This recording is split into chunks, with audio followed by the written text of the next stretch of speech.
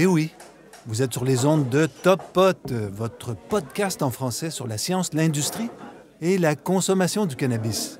Mon nom est Luc Prévost et j'ai le plaisir de vous recevoir dans un cannabistro virtuel, le Top Pot.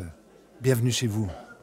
Top Pot ne donne aucun conseil. Consultez votre médecin, votre pharmacien, votre avocat, votre journaliste préféré, le législateur ou la personne de science de votre choix. Aucun des auteurs, contributeurs, commanditaires, administrateurs, toute autre personne liée à Top Pot ne peut être tenu responsable de quelque manière que ce soit de votre utilisation de l'information contenue dans le podcast. Vous allez bien? Le chanvre est bon par chez vous? Si vous êtes nouveau dans le coin, bienvenue sur Top Pot. Si vous êtes un habitué, eh bien, je vous remercie d'être présent une nouvelle fois pour le premier épisode de 2022. L'année 2021 s'est terminée en force sur Top Pot. Le dernier épisode de l'année, le 85e, intitulé « Mythe de la cendre blanche versus la cendre noire », a été le plus populaire épisode de Top Pot de tous les temps. Jusqu'à maintenant, les épisodes avec des invités, des entrevues, eh bien, ces épisodes étaient toujours les plus populaires. L'épisode sur la cendre blanche, et c'est grâce à vous, est devenu le champion hors catégorie de tous les épisodes. Le plus de téléchargements après une journée, le plus de téléchargements au total, le plus de réactions sur les réseaux sociaux, le plus de réactions personnelles de gens qui m'ont écrit. Je remercie d'ailleurs Alain Arsenault, Steven Lamirande de Dope Show 30, Marcelo Gazzello, Julien Raymond et Luc Pépin pour leur échange avec moi sur les réseaux sociaux. J'en profite pour vous dire que je suis aussi présent sur Facebook, LinkedIn et Instagram et que je développe aussi un site qui s'appelle toppot.ca.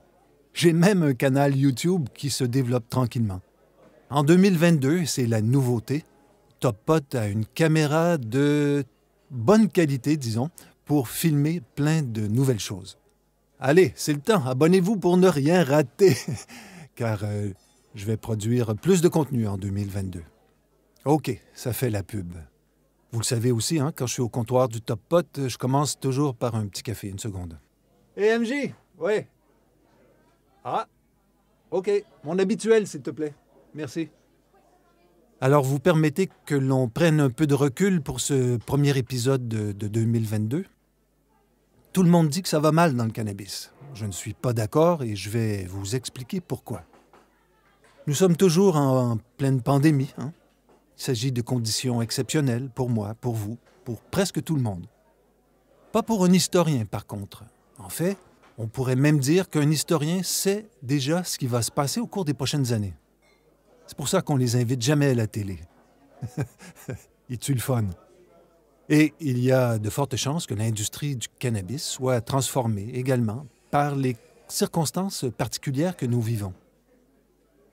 Des choses positives s'en viennent, forcément. C'est ce que nous affirme notre grande histoire commune et la petite histoire de la peste, par exemple. Vous ne me croyez pas? OK. La peste est une maladie commune aux animaux humains et non humains. C'est une bacille qui existe chez les rongeurs et qui utilise la puce comme vecteur de transmission. La peste existe sous 3 formes distinctes. La peste bubonique, la peste septicémique et la peste pneumonique. Et il y a eu 3 pandémies distinctes de peste. La première au 6e siècle, la deuxième au 14e siècle et la plus récente commence vers 1855 pour se terminer au début du 20e siècle. Nous ne sommes plus en pandémie de peste, mais l'Organisation mondiale de la santé a recensé plus de 50 000 cas de peste entre 1990 et 2020. Partout, hein? En Afrique, en Asie et en Amérique. OK. Ce que l'on sait aussi, c'est qu'il existe un pattern, un schéma, qui règle les sociétés humaines comme un scénario, dans le fond. Le chaos est prévisible. Il a été vérifié à chaque pandémie de peste. Juste une seconde. Hé, merci, MJ. OK. Petit verre d'eau. Ouh. Qu'est-ce que je disais? Ah oui. Il y a un gars à Toronto qui s'appelle Jeremy Gutsch. Ça s'écrit G-U-T-S-C-H-E. Lui, c'est un gars qui s'intéresse aux tendances, aux cycles. C'est un Torontois là, qui donne des conférences un peu partout, en plus de produire de l'intelligence sous forme de rapports et autres papiers blancs, white papers. Il y a un lien, évidemment, dans les notes de l'épisode pour les curieuses, pour sa conférence intitulée « Tendances post-pandémiques, les leçons commerciales de la grippe espagnole, de la peste noire et des années folles ». Il donne quelques dates.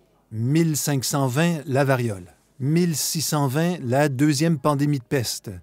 1720, il se passe rien. 1820, c'est la crise du choléra. 1920, c'est la grippe espagnole, qui n'a rien d'espagnol. Et 2020, c'est la COVID. Si je résume la présentation de M. Gutsche, présentation d'1 heure, si je la résume en quelques secondes, le chaos, dans le fond, est organisé en 4 temps précis. Première étape, la vie est un ronron. Tu es un paysan et ton roi domine ton coin de pays. Ou tu es un paysan en Abitibi au début du siècle qui est venu travailler à Montréal vers 1900. Tu travailles dans une usine en survivant à peine. Surgit la crise, surgit une crise. La peste à l'époque féodale, ou plus près de nous, la grippe espagnole, qui arrive au moment même où prend fin la Première Guerre mondiale. Rappelons que la grippe espagnole va tuer entre 20 et 50 millions de personnes. Je reprends donc. Étape 1, la vie ronronne.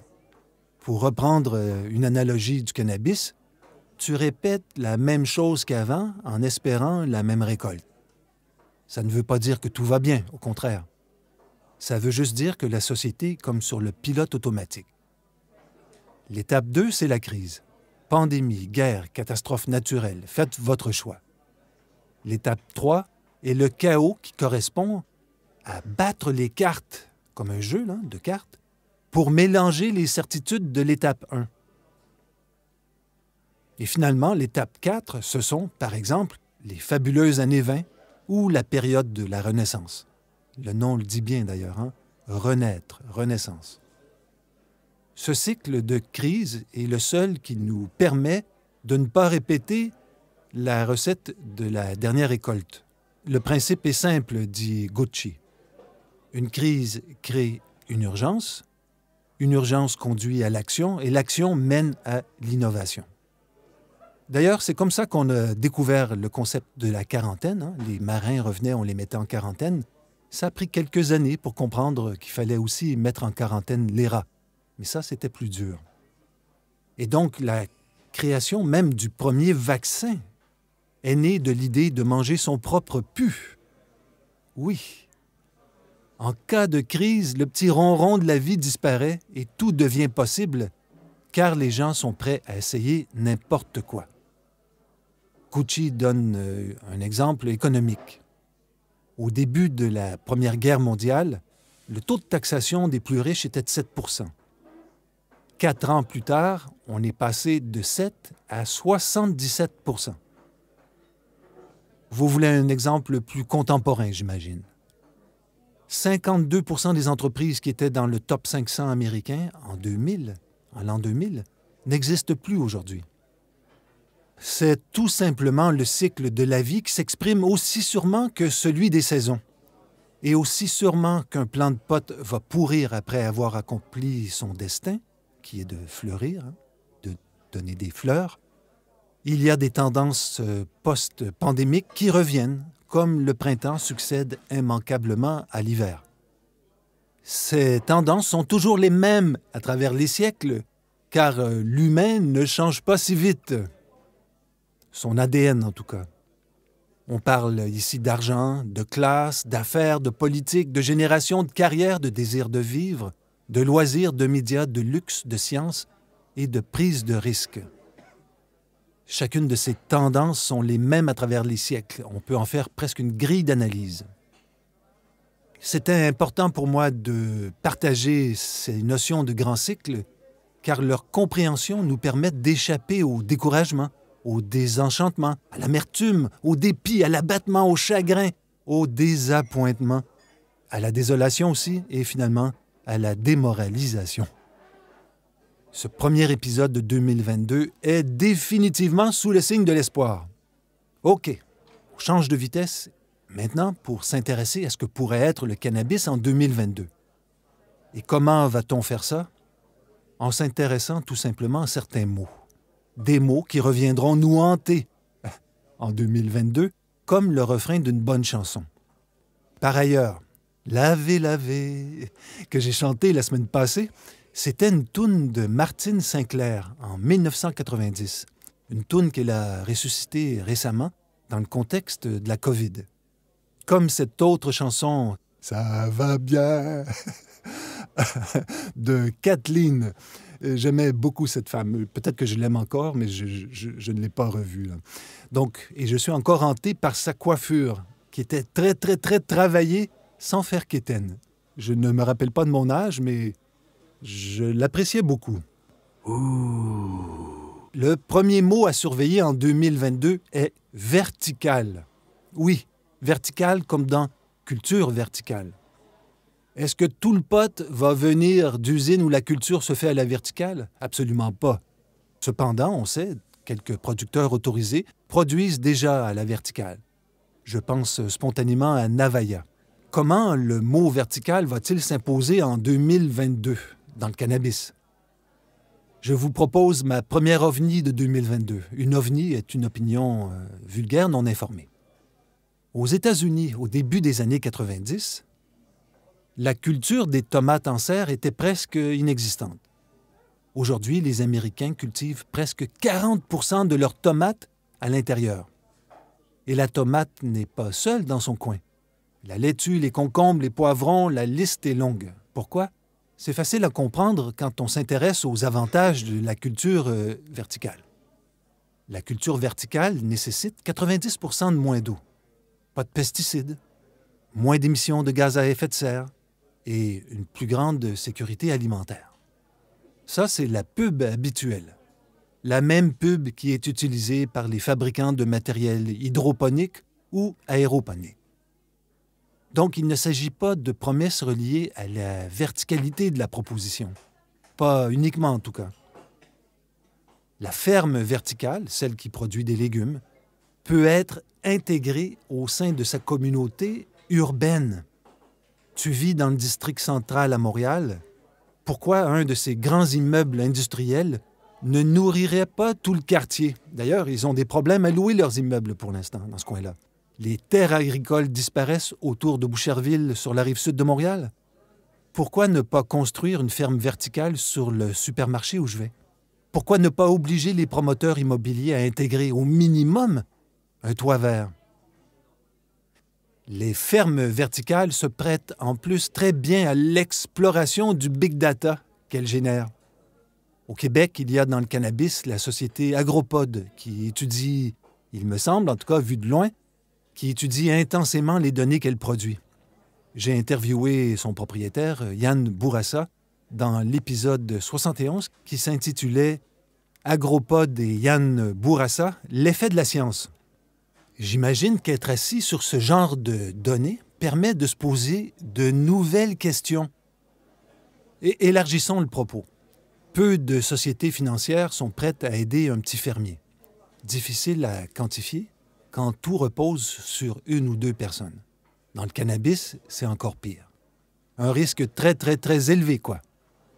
Par contre, lancer une ferme verticale pour alimenter un Walmart du quartier, voilà qui devrait faire sourire n'importe quel banquier. Vous ne me croyez pas? OK. J'admire votre résistance qui me force à être plus précis. Je vous cite un article qui date du 19 novembre 2021 et qui a été publié sur le site d'Investissement Québec. Sérieux, hein, un peu.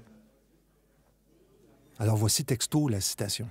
« 1 an et demi après avoir lancé son concept novateur, l'entreprise québécoise Ferme d'Hiver inaugure sa première unité industrielle à Vaudreuil. Sur près de 1150 mètres carrés, le projet réalisé en 2 phases en partenariat avec les serres Vaudreuil devient la plus grande ferme verticale de fraises en milieu contrôlé au Canada. Chaque année, entre octobre et juin, plus de 180 000 kilos de fraises y seront cultivées ce qui équivaut à la production de plus de 2 hectares de serre traditionnelle. Et ça continue là, hein? Cette inauguration marque un important jalon pour l'entreprise qui s'associe à des maraîchers locaux afin de déployer sa technologie à grande échelle. La solution ferme d'hiver est une innovation à 100% québécoise et un puissant levier pour stimuler la production locale hors saison. En plus d'accroître les capacités de production des maraîchers, nos unités n'émettent aucun GES et permettent de réduire significativement ceux émis par les serres. Cette première installation industrielle marque un pas de plus vers notre autonomie alimentaire. Alain Brisebois, président et chef de la direction. Fin de la citation. On se recentre sur le cannabis. En gros, le Québec a une vingtaine d'années de retard sur d'autres pays. Je pense entre autres à la France, pour l'alimentation. Or, dans le cannabis, notre retard est moins critique, car on a la chance d'avoir eu le gouvernement Trudeau pour légaliser le cannabis non médical. Et avant lui, Stephen Harper pour le cannabis médical. Depuis 2013, les Canadiens s'affairent à comprendre le cannabis.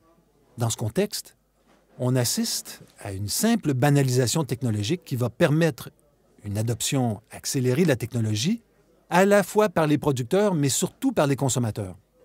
Imaginons si demain, au lieu de parler de terroir, ce qui est ironique dans une usine sans lumière naturelle et un média de pouce neutre et stérile, imaginons que le consommateur demande ou exige un environnement de production conforme à une vision du monde éco-responsable.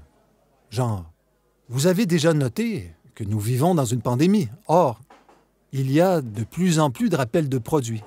Et je ne pense pas au saumon Frankenstein, mais plutôt à la simple laitue qui contiendrait de la salmonellose. Beaucoup de végans pensent, à tort, qu'ils seront toujours épargnés par ce genre de problème. Donc la traçabilité va devenir de plus en plus importante, surtout quand la technologie chaîne de bloc va être utilisée conjointement. Si on revient au cannabis, le vertical permet de poser la question suivante. Pourquoi irradier quand on contrôle parfaitement tout le processus de production? Faut le rappeler, là, hein? Santé Canada n'exige aucune irradiation. Et ça coûte de l'argent aux producteurs. Ça coûte très cher. Et votre pote voyage peut-être même à travers tout le Canada, sans que vous le sachiez. Donc, Santé Canada n'exige aucune irradiation. C'est le producteur autorisé qui protège ses arrières en procédant à cette opération. Comment lui en vouloir? Mais dans sa relation avec le consommateur, le producteur autorisé qui promettra formellement l'absence d'irradiation et de danger deviendra un héros de la transparence, instantanément. Et est-ce que les producteurs autorisés déjà bien installés vont se lancer dans la culture verticale en 2022? Ben non. Ça prend de l'argent neuf pour décider de passer de la culture horizontale à la culture verticale.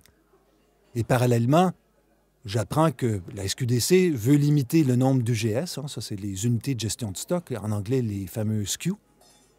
Donc, une limite pour les producteurs autorisés québécois.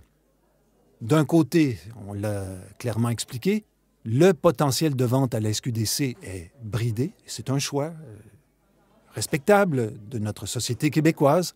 Et de l'autre, les banques canadiennes ne veulent pas passer de l'argent à l'industrie du cannabis, à moins d'être un hyper-géant. Ce qui va changer, c'est déjà commencé, c'est la vulgarisation tout azimut de cette technologie qui fait maintenant les manchettes des journaux nationaux au Québec. Vertical est un mot à suivre en 2022, oui. Vertical dans la culture, mais aussi dans l'intégration.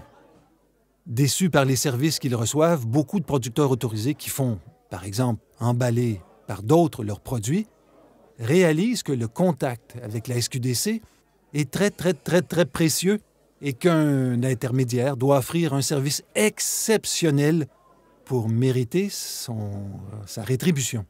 Donc, sur un mode mineur mais réel, on va aussi assister à des tentatives d'intégration verticale de la part des microproducteurs et producteurs standards. Vous aimeriez une vraie fausse prédiction avec ça? Je prédis la création d'un regroupement des propriétaires de licences de microproduction en 2022 ou, au minimum, le début de discussion entre les survivants de l'an 4 de la légalisation. Pourquoi? Si mes calculs sont bons. J'estime que la part actuelle des ventes des microproducteurs québécois à la SQDC représente moins de 0,3 %. Pas 3 %, non. 0,3 %, soit un tiers de 1 %. Microproducteurs par ici, fierté par là. La réalité est un peu plus glauque. OK, on passe au troisième mot à surveiller en 2022. Quel sera-t-il? Je vous propose le mot, c'est pas sexy, mais consolidation. Consolidation comme dans Organigramme, qui vient d'acheter le producteur québécois Laurentian Organic pour 36 millions. C'est une très bonne nouvelle pour les fondateurs et propriétaires de l'entreprise québécoise. C'est bon aussi pour Organigramme, qui améliore rapidement son activité au Québec. Les produits de Laurentian Organic seront sans doute aussi appréciés grâce au réseau d'Organigramme dans le reste du Canada, le ROC, où le savoir-faire québécois est reconnu beaucoup plus qu'au Québec. Vous voulez un exemple de ça? J'entends de beaucoup de gens que Exo est adoré en Colombie-Britannique. OK. Organigramme est une société du Nouveau-Brunswick. Ça fait donc un producteur québécois de moins au Québec. Il faut retenir que cet achat permet surtout de rassurer les investisseurs car Organigramme va enfin pouvoir afficher un BAIDA positif. Le BAIDA, c'est B-A-I-I-D-A. C'est le fameux EBITDA en anglais, le bénéfice avant intérêts, impôts et dotations aux amortissements. En anglais, c'est le Earnings Before Interest, Tax, Depreciation and Amortization, EBITDA. La force du ratio BAIDA en français, c'est qu'il permet de mesurer les performances d'une entreprise sans avoir à tenir compte des décisions de financement, des décisions comptables ou de l'environnement fiscal. C'est le ratio phare dans l'industrie du cannabis. Or, la plupart des grandes entreprises canadiennes de l'industrie du cannabis ont un BAIDA négatif depuis le jour 1. C'est rien de rassurant. Dans le grand jeu des perdants et des gagnants, la semaine passée, le journaliste Richard Dufour de La Presse disait ceci à propos de l'entreprise québécoise Neptune. Et là, je le cite intégralement. La palme peu enviable du pire rendement de l'année au Québec à la Bourse de Toronto revient au producteur lavallois de produits à base de cannabis.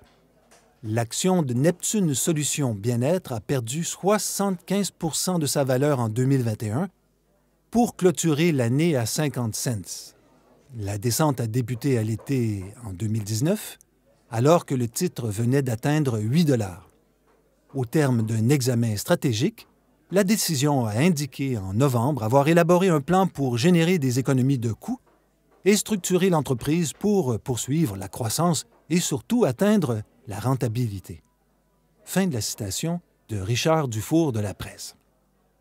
Si on veut mieux comprendre ce qui se passe vraiment, ou si on veut tout simplement lever le voile sur les opérations d'une entreprise québécoise, il faut absolument lire un média de Toronto ou des États-Unis. Sur Neptune, par exemple, M. Dufour de La Presse est très loin de l'appréciation vitriolique du journaliste Matt Lammers du média MJBiz Daily, qui dit ceci à propos de Neptune. Le PDG prodige de l'entreprise de cannabis Neptune a reçu une rémunération de 69 millions de dollars canadiens sur 2 ans, alors que pour la même période, Neptune a perdu 229 millions de dollars et n'a jamais été profitable. Et oui. Au moment où je vais enregistrer cet épisode, j'apprends que la consolidation touche aussi le média de M. Lammers. MJBiz vient d'être racheté par Emerald X pour un montant de 120 millions de dollars en espèces. L'acquisition comprend MJBizCon, le plus ancien et le plus grand des salons professionnels de son genre dans l'industrie du cannabis, ainsi que les médias connexes et les marques d'événements qui comprennent les publications MJBiz Daily, Hemp Industry Daily et MJBiz Magazine. J'ai écrit à M. Lammers en 2021 pour lui demander si ses articles, souvent très durs quand on les compare à ceux de la presse québécoise, si ces critiques, donc toujours justes et jamais personnelles, si donc ces critiques nuisaient aux événements comme le MJ BizCon, car les géants du cannabis qu'ils critiquent sont souvent les plus à même de s'offrir d'énormes kiosques dans ce genre de show. En 2021, M. Lammers m'a répondu qu'il ne croyait pas que le MJ BizCon pouvait souffrir de sa plume. Aujourd'hui, à la lumière de la vente de son entreprise, on peut formellement se reposer la question. Le mot « consolidation » va donc être utilisé à toutes les sauces en 2022. Je vous donne un autre exemple. Jusqu'à très récemment, je voyais beaucoup de mouvements aux États-Unis pour des offres sur des projets clés en main. Eh bien, depuis quelques mois, je vois aussi des offres incroyables au Canada. Et là, je ne parle pas de propositions que les entreprises se font entre elles discrètement. J'ai trouvé un revendeur immobilier qui s'appelle Hyde, Hyde, et qui travaille dans le rock, le reste du Canada.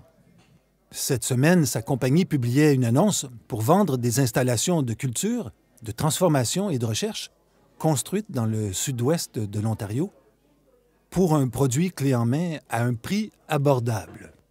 C'est quoi un prix abordable en Ontario? Là, je vous traduis la pub plus ou moins sur le fly. J'y vais.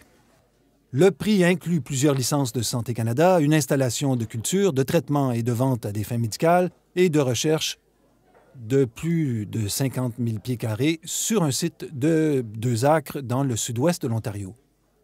La phase 1 est actuellement opérationnelle avec 15 000 pieds carrés construits et comprend 2 salles de culture à grande échelle, 2 salles pour le maternage et le clonage, 3 salles de séchage, une salle de coupe, une salle d'emballage, un endroit de stockage sécurisé, une salle de production de mangeables, une zone de recherche sous licence et un service d'expédition et de réception.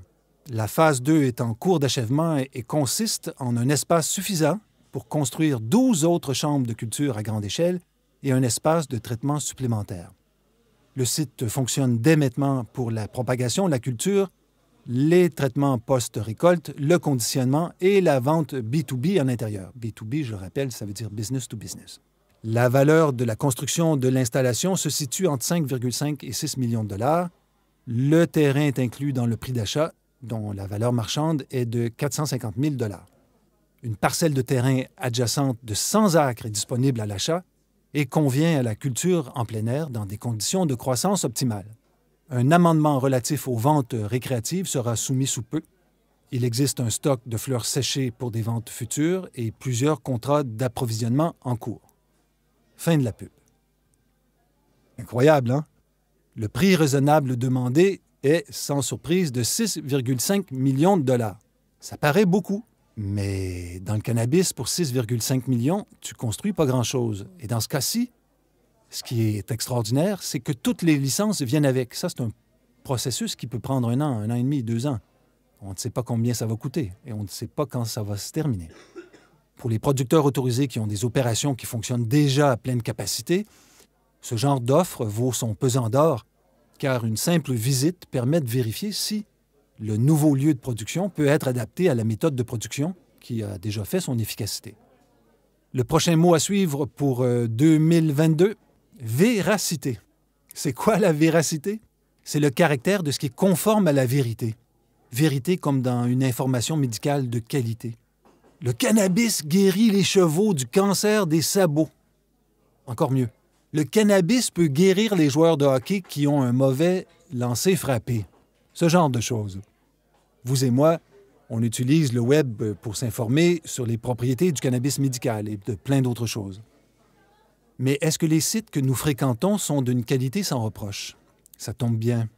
J'ai trouvé une recherche qui a fait le tour de plusieurs grands sites populaires pour vérifier la véracité des faits avancés sur les propriétés médicales du cannabis. Première étape, 10 sites ont été choisis en tenant compte le nombre de vues, le nombre de visiteurs et le niveau d'engagement des visiteurs. Deuxième étape, la qualité et l'exactitude des prétentions médicales ont été analysées par des scientifiques. Les résultats font peur. Seulement le quart des allégations étaient exactes. Et combien de ces allégations avaient été rédigées par des vrais spécialistes de la santé? Seulement 3 %. La morale de cette histoire? Les Québécois, les Canadiens adhèrent à la légalisation du cannabis non médical. Si on veut s'assurer de ne pas vivre des reculs causés par de la désinformation, la vigilance s'impose. Est-ce que vous avez un site de référence auquel vous faites confiance les yeux fermés? Je suis curieux d'en savoir plus. lucprévost@hotmail.com. J'aimerais ajouter que la véracité des affirmations des grands joueurs de l'industrie sera aussi mise à l'épreuve en 2022. Je me rappelle et je vous rappelle que plusieurs PDG continuaient d'affirmer jusqu'en 2021 qu'il n'y avait pas assez de cannabis produit au Canada. C'était à l'époque où les hauts cadres de ces entreprises touchaient des bonus juste pour ouvrir des nouveaux sites de culture. En 2022, dans le désir d'envahir le marché américain pour faire enfler, encore une fois, un peu leurs ventes, beaucoup d'entreprises vont faire des promesses ridicules. D'où le besoin urgent d'une recherche de véracité des faits, une recherche permanente. Il y a peu ou rien à attendre de la presse québécoise qui ne s'intéresse pas au cannabis, ou si peu, ou toujours au mauvais moment, ou toujours quand c'est trop tard. On revient à nos mots. Le 5e mot à surveiller, je l'adore, lui. Pré-roulé. Et oui, je vous entends dans le fond du café, je vous entends. J'aurais aimé dire en 2022 que le mot mangeable serait à surveiller au Québec, mais le législateur continue d'en décider autrement. Par contre, je suis sûr que vous avez vu passer cet énorme brownie la semaine passée, hein? Le plus gros brownie au cannabis du monde. Un brownie de 150 kilos fabriqué par MariMed, une entreprise du Massachusetts. 1 mètre par 38 cm de haut, 1344 œufs, 212 livres de beurre, 250 livres de sucre, 122 livres de cacao en poudre, 81 livres de farine, 5 livres d'extrait de vanille, 2 livres de levure chimique et 3 livres de sel, sans oublier 20 000 mg de THC, soit 5 mg par bouchée. Quand MariMed a voulu faire enregistrer son record par le groupe Guinness World Records, ils ont appris que le groupe n'accepte plus de demandes et ne crée plus de nouveaux titres de records liés à la consommation, à la préparation ou à l'utilisation de produits à base de tabac, de cannabis ou de nicotine. Alors au Québec, pas de mangeable, mais le pré-roulé ici, comme dans le reste des marchés légaux, progresse. Et la COVID n'y est pas étrangère, évidemment. Le partage des joints, un des fondements de la consommation du cannabis, est en train de disparaître. D'ailleurs, je me souviens où j'étais la première fois que j'ai chanté « Don't bogart that joint, my friend, la la ». Oui, je m'en souviens. Vous vous en souvenez? J'ai trouvé des chiffres en Ontario qui démontrent que la vente des joints pré-roulés a augmenté de 48 % dans la première moitié de 2021. Mais ça implique aussi de réduire la taille des joints que l'on ne partage plus. Enfin, presque plus.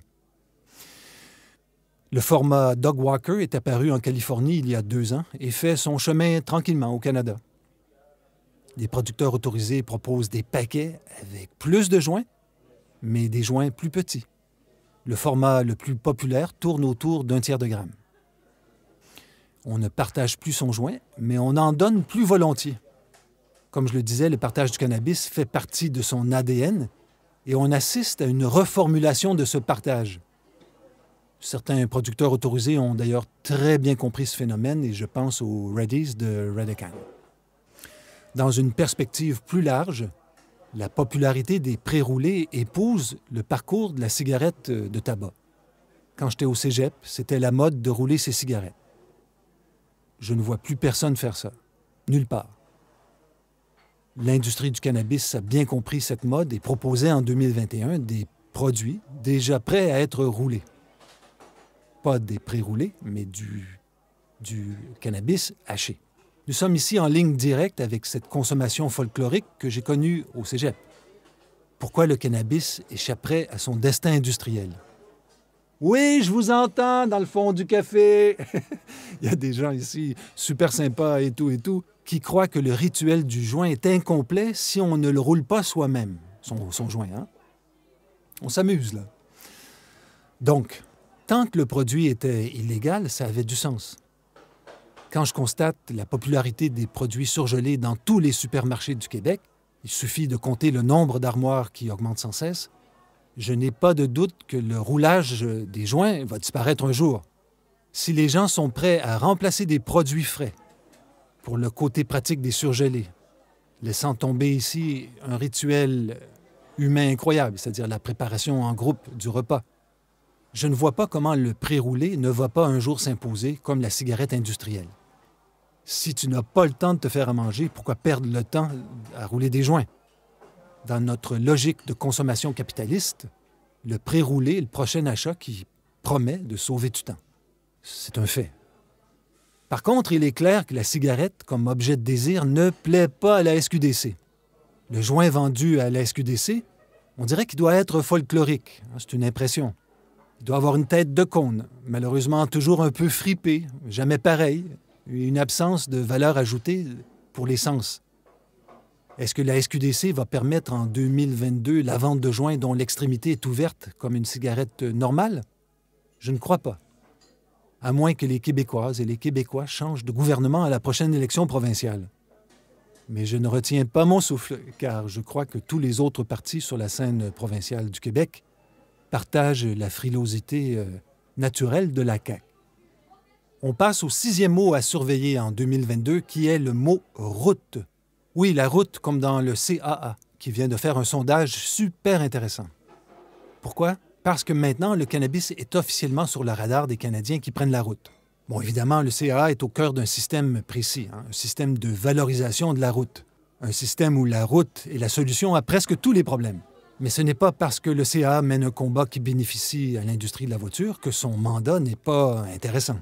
Selon le CAA, il paraît que donc 80 des accidents de la route seraient reliés au comportement des conducteurs et non pas à des défaillances mécaniques et autre chose. Dans ce contexte, tout ce qui conduit au relâchement de la tension pendant la conduite automobile constitue un danger. Et là, pour la première fois, j'ai vu une collision super intéressante de chiffres. La conduite sous influence inquiète donc tout le monde, mais pas de la même façon. Le niveau de danger perçu par les usagers de la route et de l'automobile était donc de 93 % pour l'alcool, 93 % pour les drogues illégales, 85 % pour le cannabis et seulement 64 % pour les drogues d'ordonnance.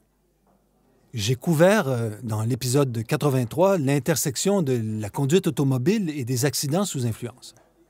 L'épisode a bien résonné car le consommateur de cannabis s'intéresse maintenant à son image dans la société.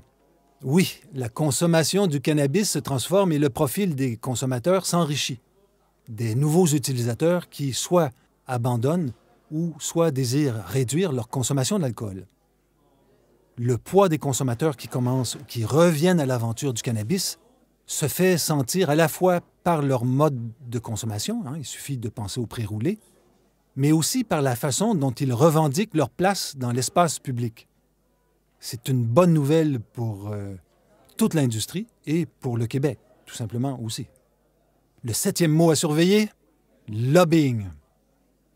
Il ne peut en être autrement, et je vais être bref, car j'utilise toujours le même exemple pour démontrer l'ignorance ou la roublardise des législateurs dans toutes les provinces canadiennes.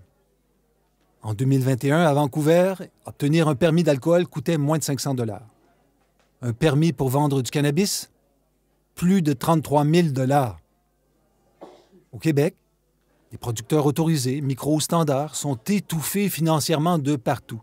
Et je ne discute même pas du monopole d'État, qui est un choix démocratique, mais un choix qui limite les possibilités commerciales des entrepreneurs québécois. Pour survivre, l'industrie du cannabis va exiger d'être moins taxée pour survivre.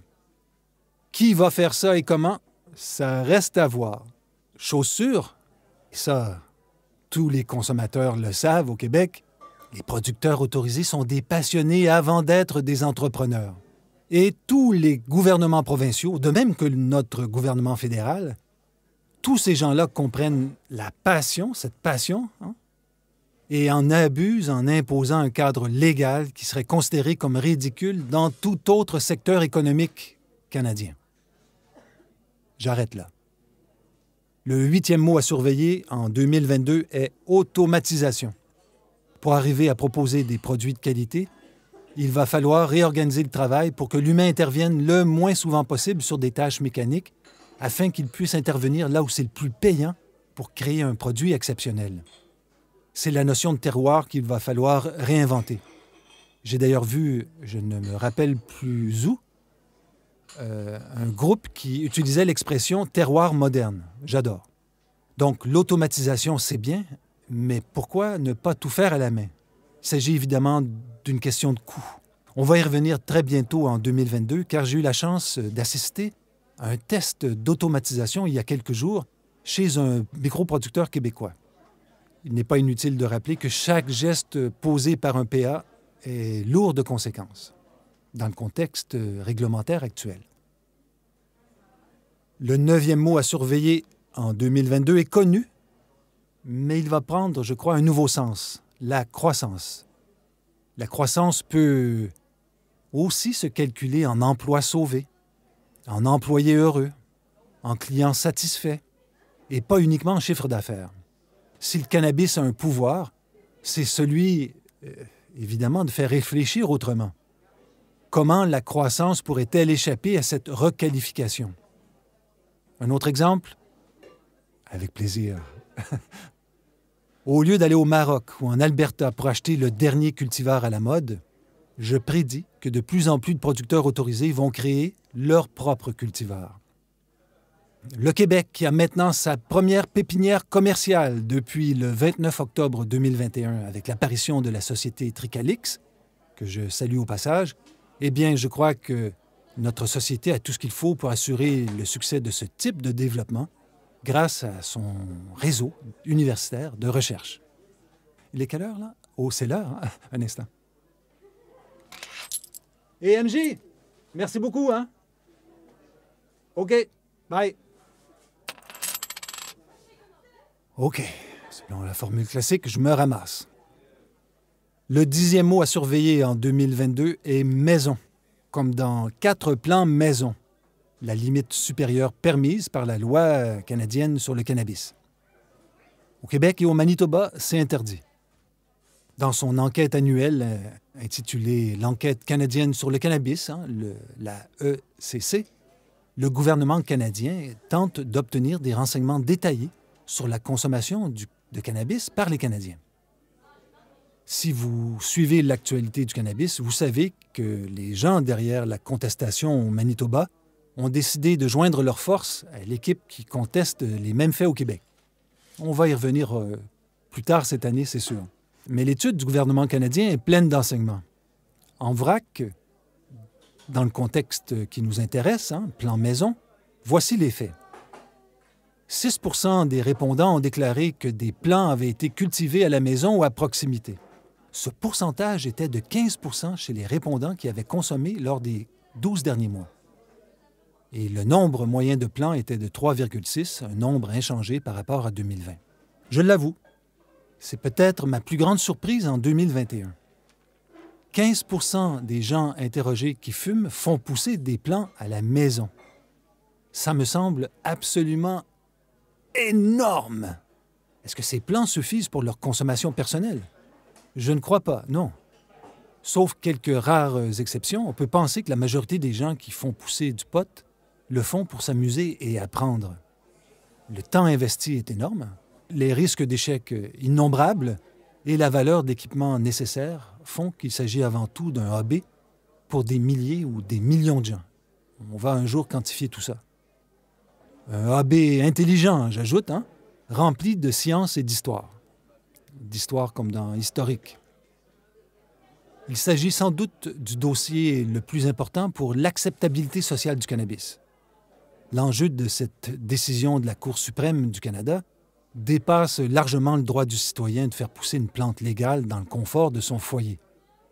Si le gouvernement du Québec gagne cet appel, c'est toujours possible, on peut s'attendre à un recul dans toutes les autres provinces canadiennes qui, à leur tour et avec la nouvelle jurisprudence, pourraient vouloir interdire les 4 plants maison.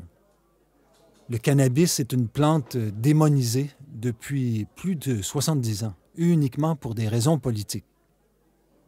La disparition potentielle du droit de faire pousser des plants de cannabis à la maison va impacter avant tout les producteurs autorisés. Pourquoi? Que pensez-vous que le dirigeant d'une banque qui ne prête pas d'argent à l'industrie du cannabis se dira? si la Cour suprême donne raison à M. Legault ou à un de ses successeurs. Le banquier se dira exactement la même chose. Eh bien, j'ai raison de ne pas croire à cette industrie du cannabis. Et voilà, c'était le 86e épisode de Top Pot. Questions, commentaires, critiques, n'hésitez pas à m'écrire. lucprévost@hotmail.com. Je vous remercie pour votre écoute, vos partages et vos suggestions. Allez, bonne semaine, beaucoup de bien-être et bon chanvre.